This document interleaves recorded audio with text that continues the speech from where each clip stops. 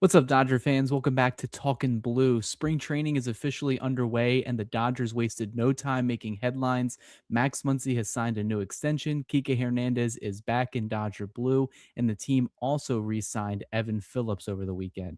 Meanwhile, Anthony Banda has officially been traded as the roster shuffle continues. We'll break all that down in the second base battle as well, what's shaping up at camp, what these moves mean for the lineup construction, and how the Dodgers plan to approach load management throughout the 2026 season. A lot's happening fast, so let's get into it, Vince. A lot has happened between now and the last time we had our episode last week. Spring training is officially underway. Pitchers and catchers reported. The first full team inter squad workout was yesterday. They were there at it again, doing it today. And before we know it, spring training games are going to be starting on Saturday. A lot is happening. Are you ready for the season? Oh, I'm ready, man. I'm ready for the season. We talked about last time, the Dodgers are already a fun team. Then they added a couple pieces. I'm, very curious on Kyle Tucker. I'm super excited to see Edwin Diaz come out for the first time and see what they do for the entrance. And yeah, it's just seeing the guys again, like we mentioned on social media and all that type of stuff. It's been fun. We've already had a couple fun things from the Dodger side of things. So. Yeah, I'm full bore ahead. Let's get to it.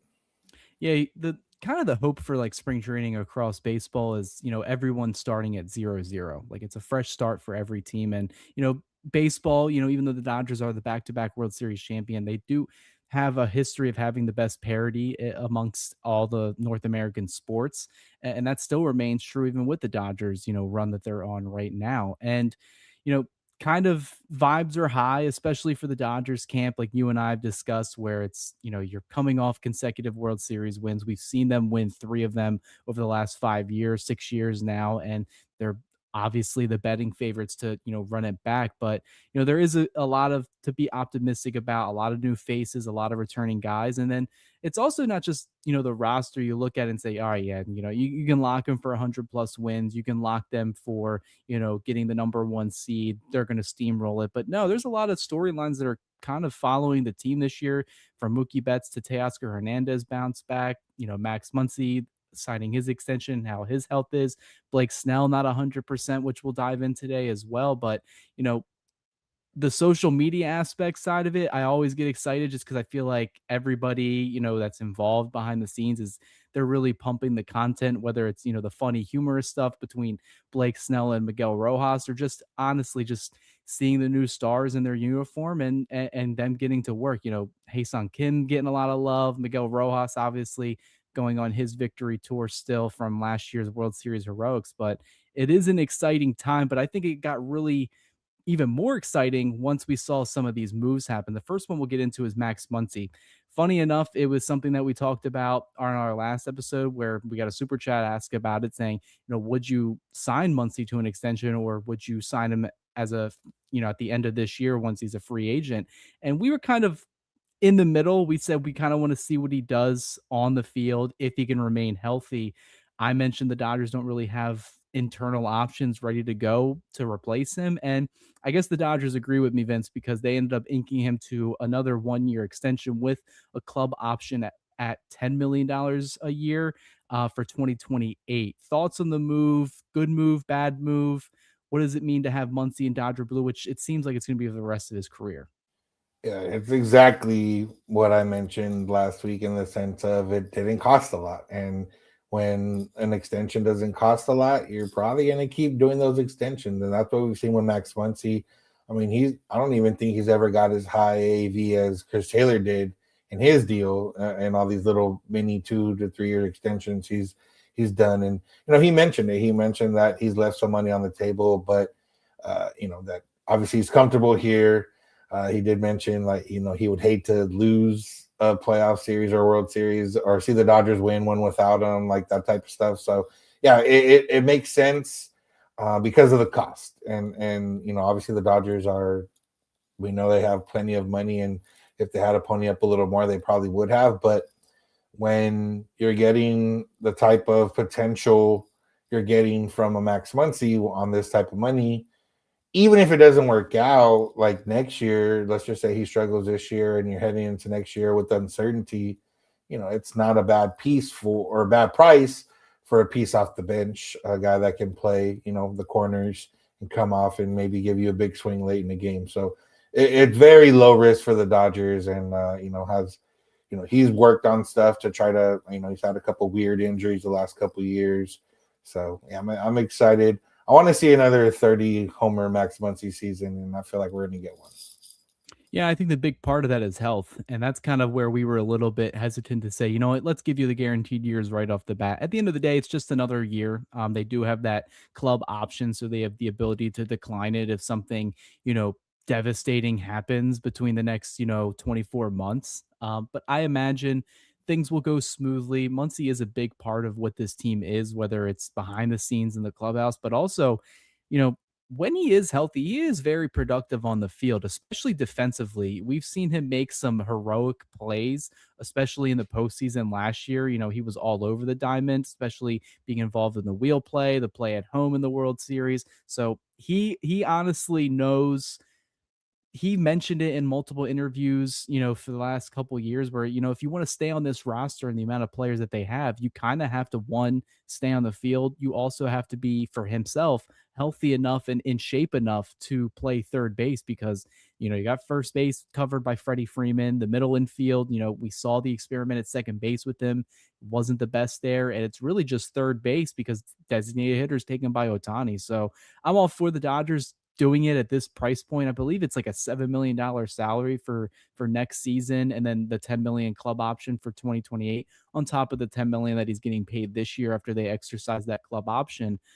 There is no other options at third base to replace him immediately. We mentioned Alex Freeland as a possible name. Miguel Rojas has spent time over there, but this is his final season of his career. And then even Tommy Edman has gotten his fair shade of licks over there, but he's also battled his own injury problems as well. So they really don't have much depth in that position long term. So I'm fine with them giving this contract to Muncy.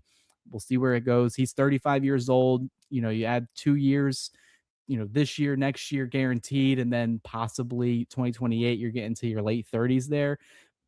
Pretty sure he's going to end his career in Dodger blue. And I thought it was an interesting conversation he had with David Vesia of Dodger Talk. I believe he posted yesterday on his channel and all that stuff, so where you can find that.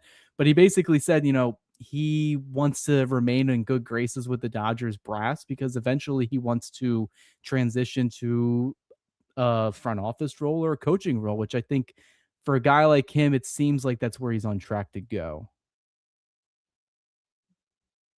Yeah, he's a smart guy, and we've seen him be a big part of this. And when they first got him in 2018, and he had all those home runs, and my initial thought back then was, man, if only we had him last year, the Dodgers probably would have won that series. And ever since then, he's been a big part of it, and he's been a part of a lot of moments. So it's one of those where he's remained productive enough to continue to keep going, and the fact that he's giving hometown discounts really helps that.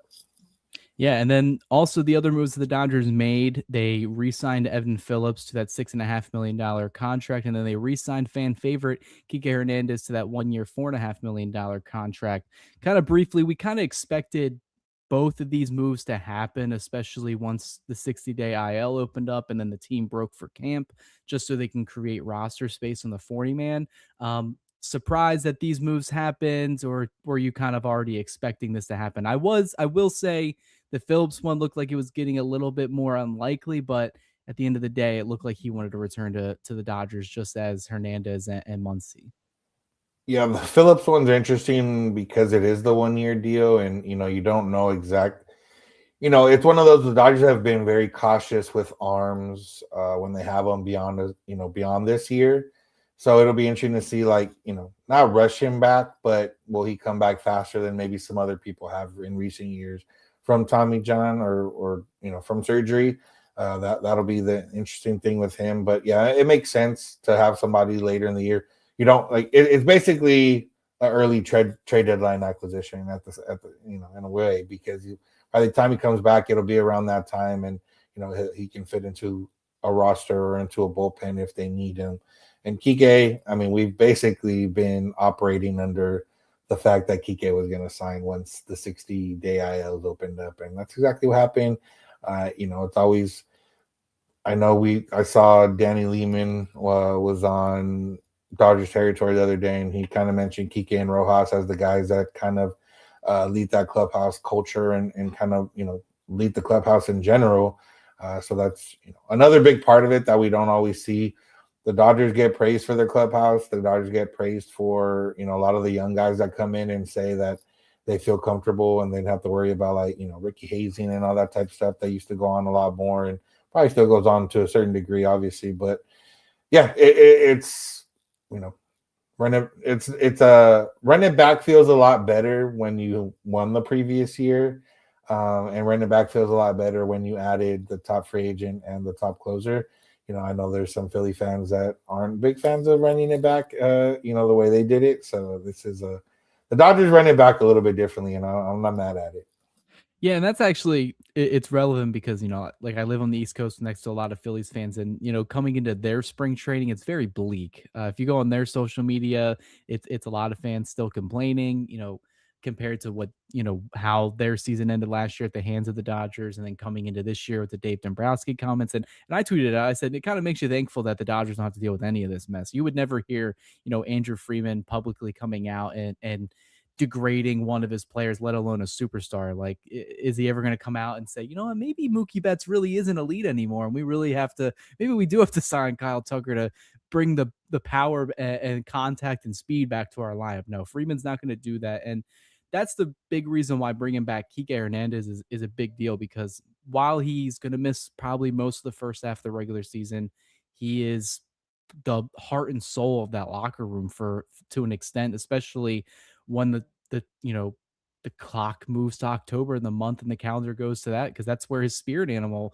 comes alive. And he wasn't necessarily the biggest impact this October compared to years past, but he was still involved, he was still energetic, and he's been a part of this Dodgers dynasty run. And he had that little stint in Boston, but he ended up making his way back to the Dodgers, and it's one of those relationships where it's like they're better together than they are apart. And that's probably why they're going to be on this 1-year basis, probably for the next couple years, especially if he can stay healthy and be somewhat productive. I feel like the Dodgers are always going to keep that door open just because he's versatile. And then Evan Phillips, it seemed like he did have a market.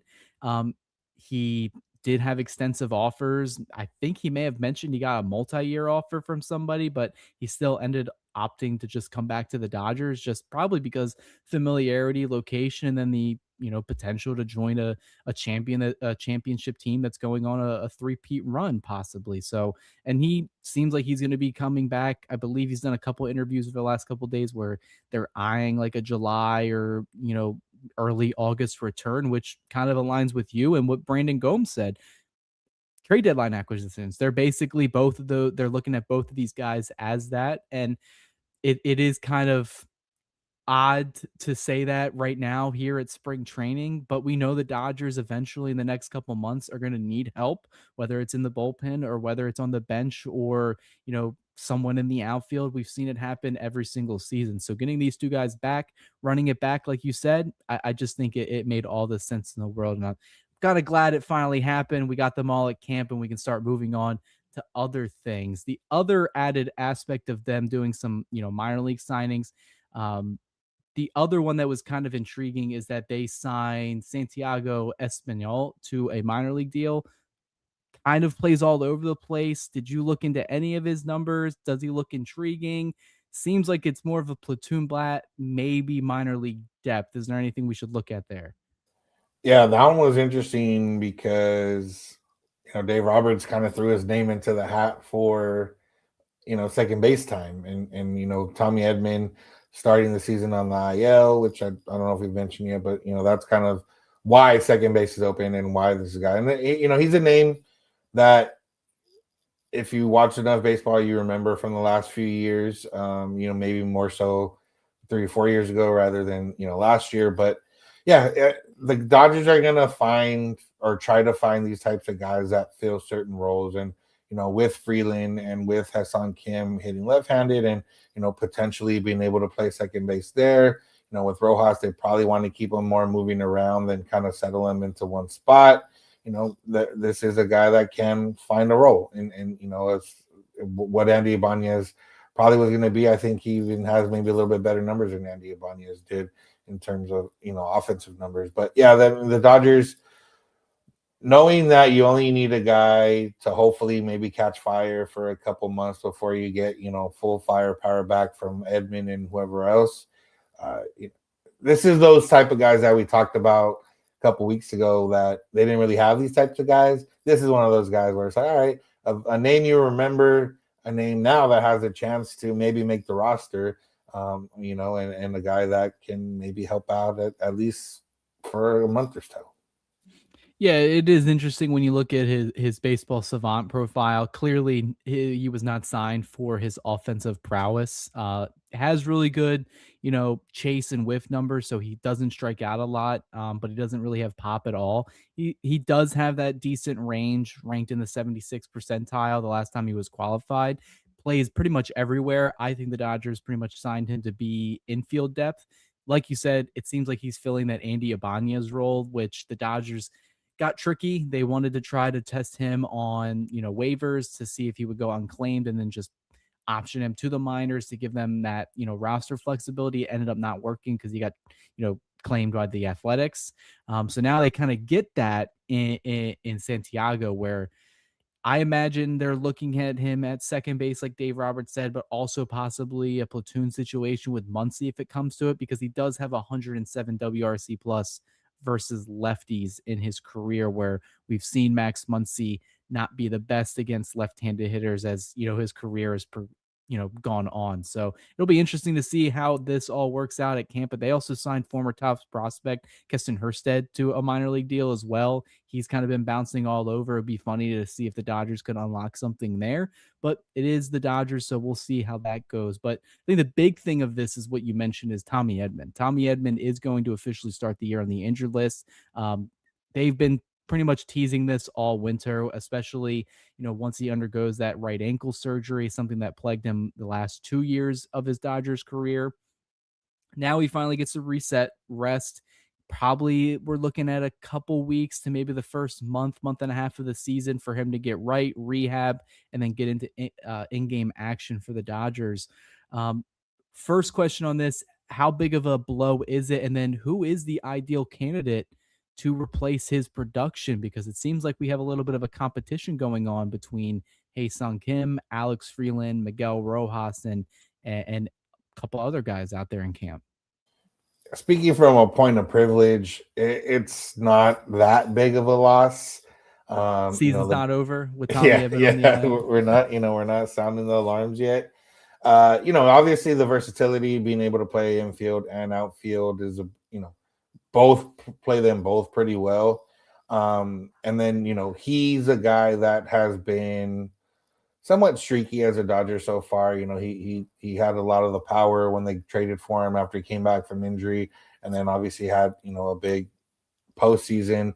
And then last year started off really high, brought a lot of the power, lost out a little bit in the middle of the season. Kind of just you didn't really remember him too much the rest of the way, and then he had some moments there in October. So the Dodgers aren't going to miss him in the sense of they're not going to. If they get out to a rough start, it's not because Tommy Edman's out, but also, I think this is kind of perfect. The fact that Kiké is kind of hurt and now Edman's going to miss some time. We get to see some of these guys that we want to see, or at least get another shot at it. And I think the main two are Freeland and Kim, and Kim being probably the one that a lot of people are excited about just because we've seen more of his personality. And, we saw him get off to a hot start last year, and he brings that speed and the defense and, everything else. So I think that's the guy that benefits the most from this, because, he can get some legitimate run and see if, the swing change has grown. Last year he was in the process of a swing change. Now he's had a full year kind of working on that. So what does it look like now? I think he had a home run off Yamamoto the other day when in camp. So, there's, a lot to look forward to for him. There was a reason they signed him, and it wasn't to just be between the majors and minors. I would imagine, they gave him not a lot of money, but enough money and more than some other teams that could have had him when he came over. So I'm excited to see him. Alex Freeland, I like the guy. Some of those throws last year from when he was playing third base were like, oh man, throws hitting the guy straight in the chest from deep third. Like that was fun to see. But again, he's another guy that really needs to hit to kind of work his way on here. And Espinal, some of these other guys, Rojas will get his chances and because he's gonna be on the roster. Espinal and some of these other guys might get chances. But I'm really, Hyeseong Kim and Freeland will probably be that battle. Yeah, it does seem like it is kind of funny because I wrote about it, almost like a week or two before they kind of broke for camp, and Kim versus Freeland seems to be that final battle right now. Because even though Freeland is a switch hitter, they're very reluctant to bat him from the right side. They want him to face left-handed pitchers, where he's been really good throughout his minor league career. So it really, who are you going to choose there? Because now you got two left-handed batters. Both of them don't have really good splits against the same side. So you're really looking at a platoon situation here at second base with Miguel Rojas, I would assume. So Rojas would start against the lefties, where Kim and Freeland would start against the righties. So that seems to be like the plan that they're probably going on right now, but you can't give the one spot to both of them. So both of those guys are going to have to, battle it out and compete. Freeland is more of a versatile infielder, but Kim also has the plus side of playing in the outfield, where Dave Roberts said he's going to get some run in center field as a way to get him more at bat. So I think just from Roberts' comments, from the videos we've seen from spring training, you mentioned the home run he hit off of Yamamoto, does seem like Kim has a little bit of a head start. Also had a little bit more success in his stint in the majors last season, where Freeland, when he got called up last year, it seemed like the moment was a little bit too big for him, especially when he was trying to replace the injured Max Muncy. So those two going at it, it is good. It makes watching these spring training games fun, because for those two guys, pretty much every at bat and defensive inning that they have, it is the difference between them making the opening day roster or starting the year out in AAA. So we'll see where that goes. Other than that, in terms of like who else could fill in at second base, mentioned Rojas, we mentioned Santiago Espinal. Like they got the depth there. Losing Tommy Edman in the first 2 months of the season, same thing with Kiké Hernández, Evan Phillips. It's not going to hurt the Dodgers. There's a reason why they've signed so much depth for this, is because they plan for these injuries. And I really do think they're going to do the load management thing for a lot of their players that, we'll talk about later in this episode as well, where they're focused on the second half of the season. They're not focused on the first half of the season. And that's also for us. It keeps us invested, because we're going to be seeing some different names, especially in that bullpen, starting rotation potentially, and then also with Kim and Freeland getting more runway to play out here. But kind of moving on to the load management thing, Blake Snell is the latest guy to kind of be on the back burner as the team begins to ramp up for spring training in the regular season. Another one that was confirmed by Dave Roberts today that is shut down to slowly, gradually work up his arm is Brusdar Graterol. Both those guys are starting the season on the IL. I know Graterol is. Snell's kind of looking unlikely to start the year on opening day as well. When you see the Dodgers kind of throwing this out there, does it get you kind of worried about where they are health-wise, or do you think it's kind of part of the plan, like we've coined from the NBA, load management? How do you manage a team that's coming off of consecutive World Series, wins, while also battling the injury bug this early on? Yeah, I mean, you're hoping that it's more of the load management part, and they're not, they're not either lying to us or there's some dire situations coming up. And from what we've seen, I mean, from Blake Snell and in some of the social media videos, I don't think it's a real injury. I just think that, he felt a little something there in October, and they want to make sure that, he doesn't have to worry about that this year and start him a little bit slower. And I'm completely fine with that. Graterol is interesting because I was convinced that every year he came into camp, not in the best shape of his life, like a lot of these guys come in and say, and then kind of worked his way towards it, which is why, he got really stronger. He got stronger towards the end of the season sometimes. And then this year he came in probably the best shape of his life. He said he dropped, 15, 20 pounds and, really worked on that in the off season. And, Alarm just hasn't caught up yet. And again, there's no reason to rush. They got a lot. They got plenty of arms right now. They got plenty of depth, and there's no reason to kind of push anyone that they don't need to push, especially early on in the season. And for Snell and for Graterol, like I said, the Dodgers, it's very coming from a point of privilege, but missing Edman, missing Kiké, missing Snell, missing Graterol at the start of a year for a month or so is not the end of the world, and the Dodgers can take advantage of that. Plus, similar to kind of like second base in the bullpen or spot start in rotations, there's a lot of young guys that we kind of want to see and see if they take that next step. Emmett Sheehan, Justin Robleski, and then guys coming back from injury, Kyle Hurt, River Ryan, Gavin Stone. So, yeah, it's a very privileged part of where we're at for the Dodgers right now as fans.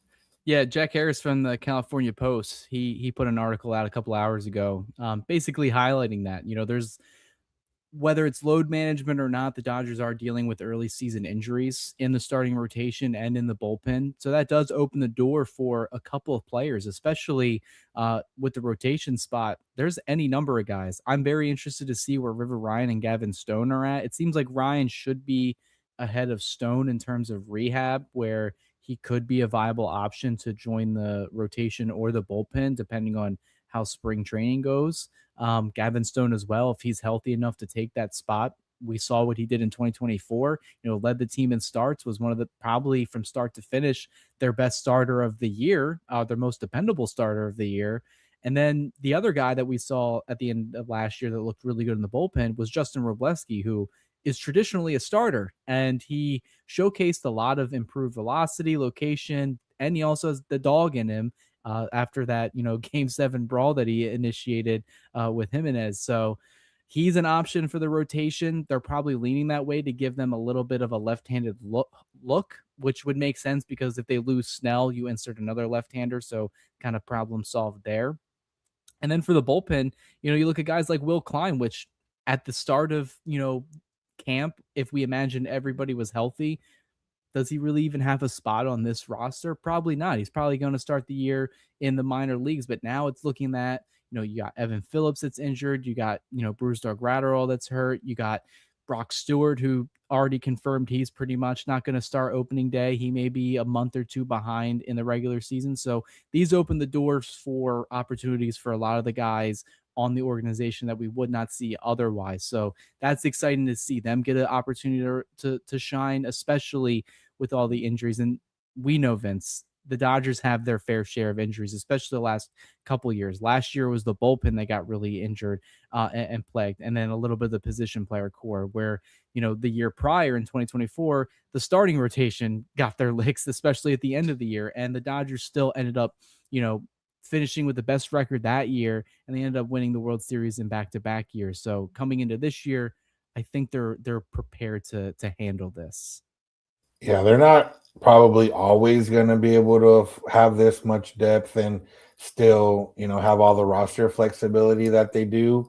But the fact that they have it now is huge, and you don't have to worry about it because, like I said, Yamamoto also going to pitch in the World Baseball Classic. So I would imagine, they're going to be very cautious with him the rest of the way. And Ohtani's not pitching, but also, I would imagine they're going to be very cautious with him just in general, along with everyone else. Glasnow is a guy that can probably benefit from having, 20 to 23 starts rather than 25 plus starts in the season. So there's a lot to bring with that depth, and, they're going to have it, and it's fun. And I'm sure we'll be at a point that's in this season, and hopefully not, where there's going to be a random person starting the game for the Dodgers because they just either don't have the arms or they weren't able to move everyone up and down the roster like they could because of that. So. Yeah, it's a tradition, especially in the middle summer months, July, August, as they kind of wait to get everybody healthy. You brought up both names that are very interesting to watch, especially over the next couple of days, and that is Yamamoto and Ohtani. Both of these guys are projected to be on the opening day starting rotation. The big hurdle with Ohtani is that he's not pitching in the WBC, but he is participating in the WBC. So they were kind of asking Andrew Freeman at camp, like, how is he going to get built up to be a starter in the rotation? Where didn't really have a clear cut answer for it, but he said he does expect Ohtani to be in the rotation once the season opens. They don't plan on getting him in on the mound in any Cactus League games. They could possibly have him pitch the Freeway series. I was reading that earlier, so that's an idea. So maybe he won't be ready for the first series of the year, but he'll be in the rotation. And then Yamamoto, he's pitching either Saturday or Sunday in either games 1 or 2 of Cactus League play. But we looked at his season last year, career high in starts, innings, all that stuff, and then he comes over in October, kind of pitches his ass off, and pitches more than what we all expected him to, especially on short notice in game 6 and game 7, saving the day. So, any concern with these guys participating in the WBC? And then do you imagine the Dodgers maybe try to dial it back, especially with Yamamoto, who I imagine they're trying to say, hey, look, you're going to pitch in the WBC. You're going to be their ace. We also need you to be our ace. We want you to probably start like 28 to 30 games, but we also want you for October. So maybe take a chill pill here. Yeah, yeah. I mean, these guys. I'll never be too upset at guys playing the World Baseball Classic. Obviously, if a horrific injury or something happened, that maybe would change my tune a little bit. But up until now, like it hasn't really affected the Dodgers too much, so that's been good. But yeah, I mean, for Ohtani, like it's weird to say this because we've had a lot of stories of guys that weren't always truthful with how they feel, but with guys like Ohtani and Yamamoto, like I think they know themselves enough to know what they need to do and know what to get out of whatever they're doing. And you know, I say this, and Otani's been hurt a couple times, and Yamamoto, missed some time in his rookie season. So, but again, I think the Dodgers are kind of bucking the trend a little bit in the sense of just kind of letting guys do what they do when they're out there, and maybe saving them here and there when they're not. So like Yamamoto making 30 starts, but maybe 3 to 5 of those starts he comes out after 80 pitches because he was really efficient and got through 5, and the Dodgers are up a few runs already. Like they find ways in pockets to do that, and or in season when they have a couple off days, available, and maybe find a spot start here and there, and guys get 7, 8 days off rather than 5, 6 days off. So the Dodgers will do a good job of that, and it's a little bit different with those guys, especially when guys want to pitch. Like that, if guys are healthy, they're going to want to pitch. Yamamoto is one of those guys that's going to want to be out there, every 6 days for him. But yeah, there's no science to it. The Dodgers don't have it. No other team has had it. So I really don't know. We can just hope that somebody, everything goes well and nobody gets hurt, and the Dodgers make it through the season. So yeah, they're gonna, like I said, but they'll find the ways, and it'll be annoying sometimes when Yamamoto gets pulled after 5 innings and 75 pitches, and maybe he could have had a little bit of a gem on his hands, but the real gems come in October, and he proved that last year. Yeah, and the last thing I'll touch on is, last season coming into it, we saw the rotation at some point was going to have 3 Japanese arms, and they're in a system over there in the MPB where they pitch just once a week, 6-man rotations. The Dodgers in Major League Baseball, Dave Roberts pretty much said that's what they're going to try to implement this season as well. It's not feasible every week. You have some stretches where you do play 7, 8, 9, 10 straight games. So you're going to need spot starters here and there. I do think they are going to go still. Sasaki, you're only pitching once a week. Otani's obviously only going to pitch once a week. And then Yamamoto, I imagine they would like to only pitch him once a week, because I think his stats, if you look into him, if he doesn't get more than 5 days rest, his ERA, all those numbers balloon up. Unless it's October where they know, hey, like, trust your body, trust the mind, put it all out there on the field, but don't do it for the regular season. So we'll see a little bit of that. The other aspect that Dave Roberts did kind of confirm today, which is a big one, especially for lineup construction, he gave a little bit of hints. Did say that Ohtani will remain as the team's leadoff hitter, which makes sense. We've seen him in that role in back-to-back years, and he's won MVPs in back-to-back years, had really good offensive seasons. So no, don't break anything if it ain't broken. So that leaves who's going to be in the 2 hole and then who's going to be in the 4 hole, because he also dropped that Mookie Betts is more likely, in his eyes, going to be the Dodgers' new 3 hole hitter. Lineup construction for you. What are you doing here? Do you like Mookie Betts dropping to 3 and kind of being in a position he hasn't really been in through his entire career in terms of the lineup? And who is your 2 hole hitter? Are you going with Kyle Tucker or are you going with Freddie Freeman? Yeah, Mookie, again, without really knowing what he's going to bring this year, Mookie in the 3 hole is fine for now. I think the big thing with him is the fact that he normally doesn't strike out a lot. Even if he is struggling, he does put the ball in play a lot. So, having 2 guys ahead of him to maybe at least get to third base with a chance to drive him in, he's going to put the ball in play, and he's going to, probably give you a sac fly some of the times. When he does struggle, he seems to hit a lot of fly balls to the outfield. So, I think, you want to avoid having the back-to-back lefties, but I think anyone you put between Tucker and Freeman works in the 2 spot. But I think you just put Tucker and you kind of let him sit there and see what he does. And, he brings a little bit different dynamic than Ohtani, in the sense of Ohtani does strike out a little bit more often and Kyle Tucker doesn't. And, so if you do bring in the lefty, you might have a little bit of advantage, but not as much as you would have, with another lefty duo. So for me, Ohtani, Tucker, Mookie, Freddie, Freddie being the 4 hole hitters, kind of weird, just because Freddie's not known for, even though roster and lineup construction is a lot different than it was back then, but the 4 hole hitters known for power, and Freddie's not necessarily known for home run power, but he just a couple years ago he was knocking on the door of 50 doubles or 60 doubles, whatever it was. So there's no wrong way to kind of put them there if they're all clicking.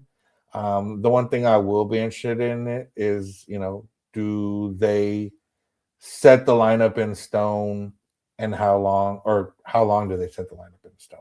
If Mookie continues to struggle again, do they think about moving him? Or if Mookie's hot and Kyle Tucker struggles, do they think about swapping them? And, it's not something they've really done in the last few years, other than in dire circumstances or with injuries. But I do wonder, this is a different piece that you're adding, and you have the unknown of what Mookie's going to bring, and you have the unknown of, even Freddie, a year older, you just don't know for sure. So are they going to be open to, okay, let's do this for a month and go from there, or are they going to lock into it? That'll be the part where I'm a little bit more interested in. Yeah, I think at the end of the day, it's up to Mookie.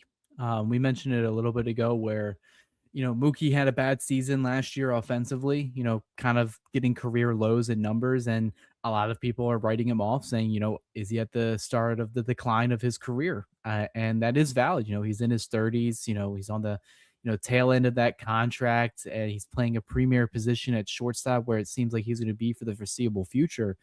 But if he's going back to being a 250, 260 hitter with little pop, I mean, you can't keep him in the top third of the order, because you got guys behind him like Will Smith, even Max Muncy, Teoscar Hernandez, if he has a bounce back year, and Freddie Freeman as well, who, despite his age, has proven to be one of, if not the best hitters in baseball, especially from a contact standpoint. Nobody has a more pure swing, especially in the Dodgers lineup, than Freddie. So you kind of want to get him more at bats than Mookie Betts if he's struggling. But if Mookie Betts can, raise the batting average, get the OPS numbers back up to what we've kind of been used to, maybe not like what he did in 2023, where, set career high in homers, OPS, finished runner up in MVP behind Acuna. We don't need that type of season.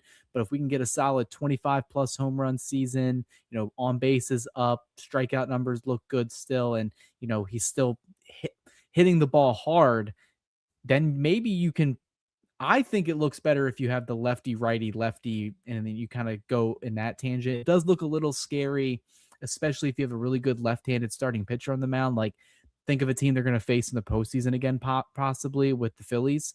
You got Christopher Sanchez, you got Luzardo, and then, you got a couple other lefties in their bullpen. So that kind of creates some matchup, chaos there. And Kyle Tucker has good career numbers against left-handed pitchers, but he also is prone to strikeout, especially on guys that have nasty stuff. Especially, I think sliders away are his biggest Achilles heel. And then Ohtani, we've seen Ohtani. He really doesn't not an on base guy unless they're intentionally walking him. He's more of a I'm going to swing hard, and swing for the fences. We've seen it more times than not, especially from the leadoff hitter. It's kind of unusual to see because, like you mentioned, the old ways of lineup construction. Hey, the guy that's leading off is our on base guy, speedster guy, where Ohtani, while he does have the speed, he's more known for, having 45 to 50 plus home run potential. And then it also is up to Kyle Tucker. Like, what is he going to be doing batting with superstars pretty much surrounding him? It's probably the first time in a long time that he hasn't been, the face of a lineup. And even though he's going to be in the 2 hole or 3 hole, you know, he's not the star that's, expected to have this big MVP year, which should probably be good for him. I saw some people saying, we haven't had a boring white guy on the Dodgers since Corey Seager left. And it kind of, looking at the pictures from camp, kind of tracks. So maybe he's very comfortable in that spot. So looking at the Dodgers lineup, though, I mean, you're talking about, hey, maybe Mookie Betts bats third, fourth, fifth. I mean, you wouldn't be saying that about any other team if he was on those teams. He would still be that superstar player hoping to have a bounce back year. But I still go back to it. I think it's up to Betts to see where this lineup goes. Yeah, I mean, he's of all the things, that's probably one of the more intriguing storylines for the Dodgers this year, and just seeing if he can get back to being good, and if it was really a combination of him really pouring it all into defense and then getting sick at the start of the year and never really fully recovering. Similar to Teoscar, and him kind of finally admitting that he never really got back to 100% last year with the groin injury, and maybe that played into a lot of his struggles. So it's one of those things where the Dodgers floor is already really high, but the ceiling is so crazy. If like Mookie gets back to being Mookie and Teo has the 2024 season, like the regular season could be, it could be a juggernaut. Yeah, and we'll definitely get to like some predictions later on, especially as we get close to the regular season. But it will be interesting because if you look on paper, they're all healthy and everyone's at the top of their game. They kind of do look unstoppable, like video game-esque. So, but kind of the last big topic before we go to a little, couple points here and there, is the MLB Players Association. Man, have they been in the news lately?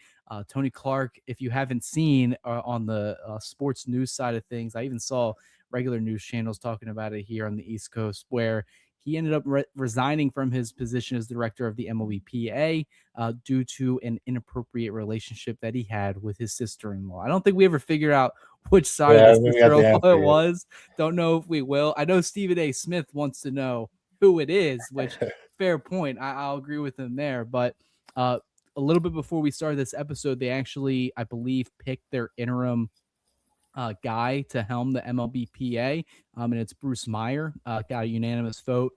From what I've heard from Meyer, he is a very old school union rep guy, and which makes a lot of sense why the players would probably be pro this, because I don't know if you heard about this, Vince, but we got a potential lockout taking place in less than a year. So thoughts on whatever happened in the PA with Clark, and then thoughts on what this actually means for the state of labor negotiations in December. Yeah, going from, I mean, there's been talk of Tony Clark and really, how good he's at his job, or, does he still deserve to be there for the last couple of years? And, the resignation, when it first happens, you kind of always think like something money-wise or something, you knew something was coming down the pipe, because you don't just resign out of nowhere. And then, we had a Passan bomb of inappropriate relationship with a sister-in-law, and that, didn't have that on the bingo card. But yeah, they say it's not really going to affect him. He's I don't know how involved he was in deep into the negotiations. If he was more of a figurehead or if he's actually in the nitty gritty. But to get a unanimous vote on the next side of things, that's probably a good sign. And I don't know.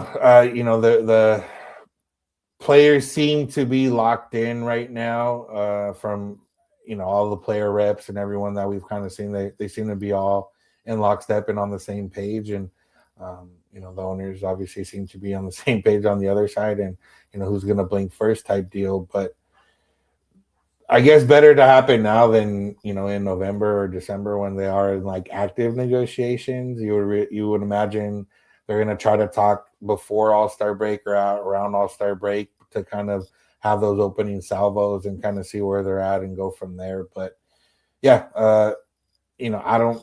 From the owner side, they're probably like, "Oh, this is good for us." But I'm thinking from the player side, honestly, it's not as huge a loss, other than maybe just being a little bit embarrassing.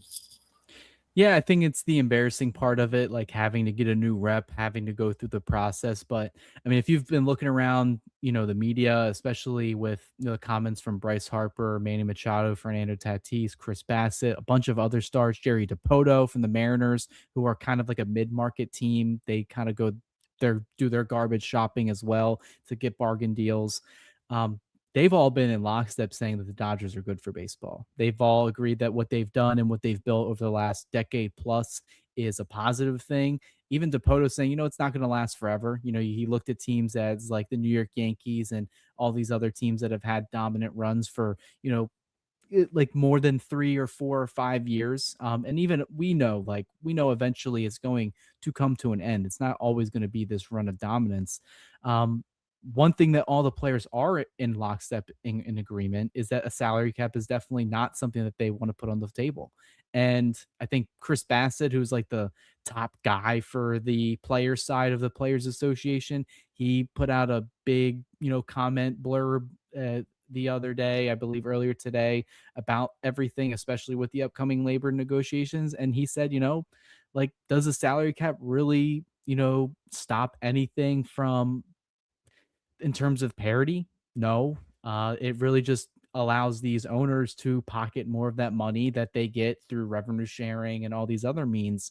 And it is kind of an interesting debate because I don't know if it's more so of the players versus the owners this time around, or if it's really big market owners versus the smaller market owners, because it does seem like there's more of a rift there, because we've got comments from Steve Cohen saying like, I have money, I'll spend it. Dodgers obviously have shown that they want to spend money. Blue Jays, they're one of the richest teams in baseball from who owns them. You look down there, they all are putting the money where the mouth is. They want to compete. And then you got, the Cleveland Guardians earlier today, their GM saying, we really can't sign free agents in this market. So there really is a disparity between that and then clubs like the Dodgers. So it is interesting to see all of this happen and the way it did happen, but I still think the players are in agreement. And then most of the owners, I guess, are in their own agreement as well. But I still don't see any salary cap or any massive changes coming from this upcoming labor negotiations, just because I think a lot of the infighting should be on the owners, because a lot of the owners made bad decisions. I think the big thing no one really talked about until the past couple of days, especially this year, is the RSN deals and that model just falling apart for most teams except the Dodgers, who, yes, they did take advantage of the bankruptcy thing if you've read into all of it, but that was also agreed on by all the owners. And the league probably wants the exclusive rights for the TVs. That's similar with the NFL, NBA, all they have, but I don't really see much changing for any argument side, at least right now, at least. Yeah, and last point I'll make is just whatever happens this year in the sense of the Dodgers is not like if the Dodgers and don't make the World Series or don't win the World Series, that doesn't mean there's not going to be a lockout. If the Dodgers win the World Series, that doesn't mean there's going to be a lot. Like whatever happens this season is really beyond any point of what's coming in these negotiations. And like you mentioned, like the big owners and the small owners, like if there was a salary floor and you had to send a certain amount, well, what could the Guardians guy say then? Like if it was higher than what their payroll is now, like so we'll see what happens. It's gonna be a topic of conversation the rest of the way.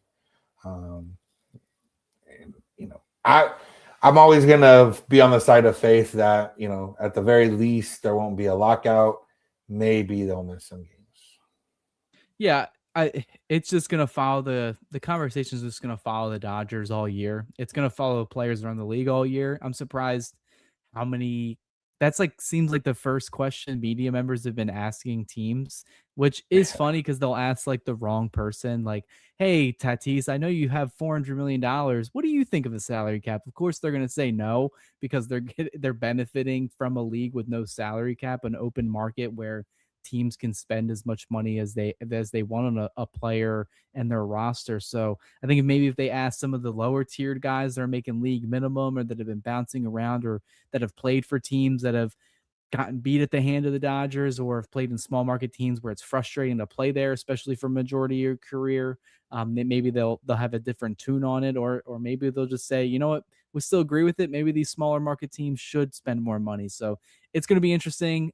It goes to what Dave Roberts' pregame speech or his preseason speech that he had that's posted on the Dodgers social media page, where just block out the noise. They're going to be the forefront of discussion for being bad for baseball, being good for baseball, three-peat expectations. So it's going to be good for the players to kind of just focus on one game at a time. So we'll see what happens with all the labor talk. It's probably never going to go away until the lockout inevitably happens in December.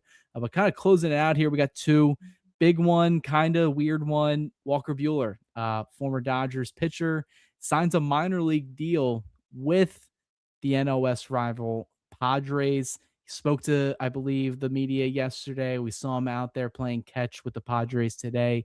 He's going to be, looks like, competing for a spot in their rotation, which has taken some hits in recent years, especially with Yu Darvish, in that limbo of retiring, but definitely is going to be out for this entire season regardless. What are your thoughts? Is it weird to see him in the UPS uniform? And do you think he's going to make their roster? Yeah, it's definitely weird to see, and kind of sucks. Like you always hope when some of these guys leave the Dodgers. Obviously, one, they don't go to some of these rivals, but two, like maybe you just don't have to see him. But Bueller was still young enough that you're kind of rooting for him to succeed, and then now with the Padres,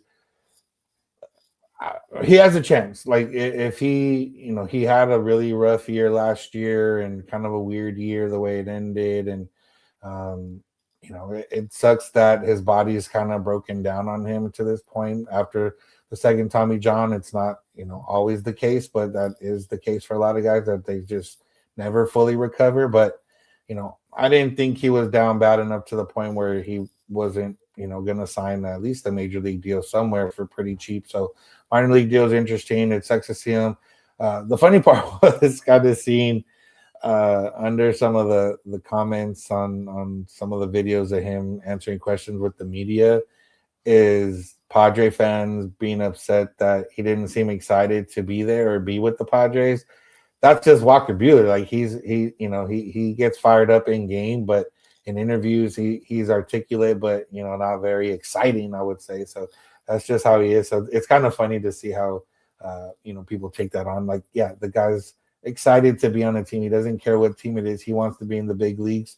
And yeah, obviously he wouldn't have signed there if he wasn't excited for it. But yeah, I mean, honestly, I hope he makes the team and doesn't affect the Dodgers season. I'll just say that. Yeah, he looked bad last year with the Red Sox. I think he had an ERA almost at 6. They ended up releasing him. He did sign with the Phillies, appeared in like 3 or 4 games with them. Did look really good. I had a lot of my Phillies fans that were saying, as we get closer to camp, especially once he signed that minor league deal, they were like, why weren't we all over this?